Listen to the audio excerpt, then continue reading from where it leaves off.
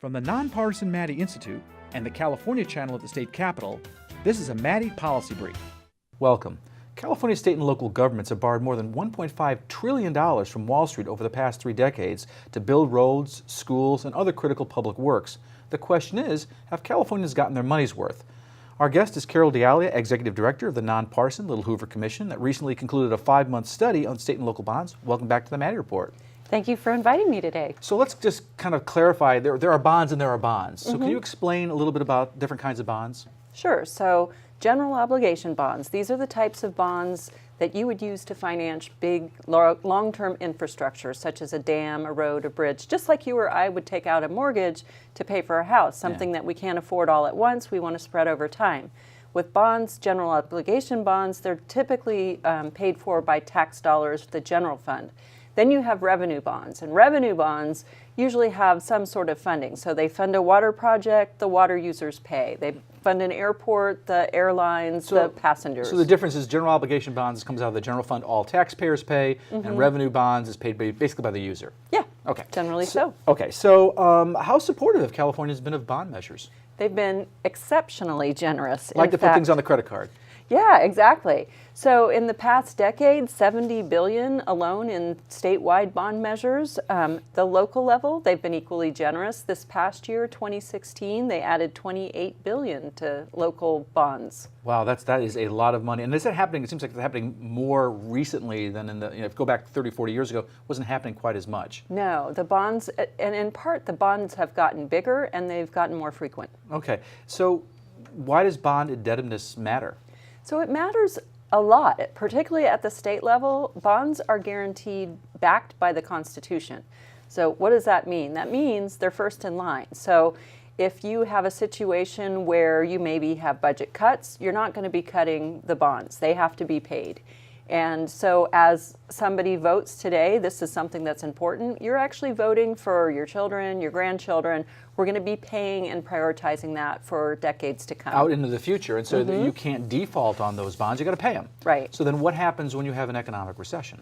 So when you have a recession, the bond debt stays the same, but your budget pie gets smaller. So what that means is some other area gets cut. So there's less money coming in, right? Because you're having... Right. You have less revenue, but revenue. you still have the same amount of bond debt. So just like if somebody lost their job and they still have their house payment, it stays the same and they have to find a way to pay it, so they have to cut other places. Okay, so in 2009 you did a report and you were looking at improving accountability and transparency of statewide bonds. You made some recommendations. What were they and did they work? Well, we wanted greater transparency. We wanted more oversight hearings at the legislature. We actually commended the then Schwarzenegger administration. Part of the reason we did the study was that 4 huge bonds were passed by voters in 2006, some $43 billion. That was the biggest bond package ever. And he put some accountability measures in place. And so we were looking at those. They were unfolding at the time.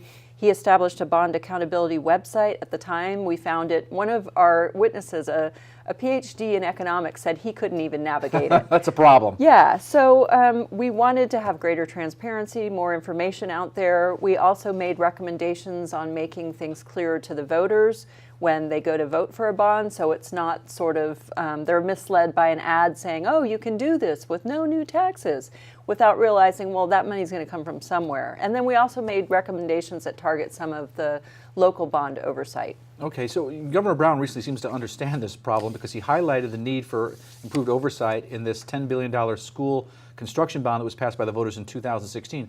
You say basically great, but even more than that needs to be done. Why and what needs to be done?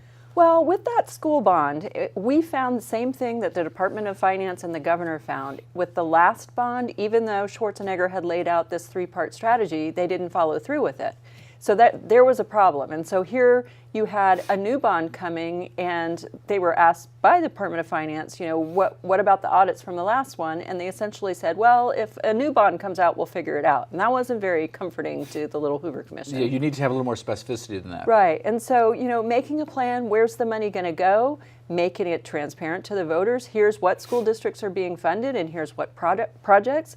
And then afterwards doing audits to make sure that the money was spent efficiently and as it should have been. Okay, great. Thanks for that overview of state and local bonds. For a more in-depth analysis of this and other public policy issues important to Californians, please log on to our website at maddyinstitute.org and click on the Policy Analysis tab.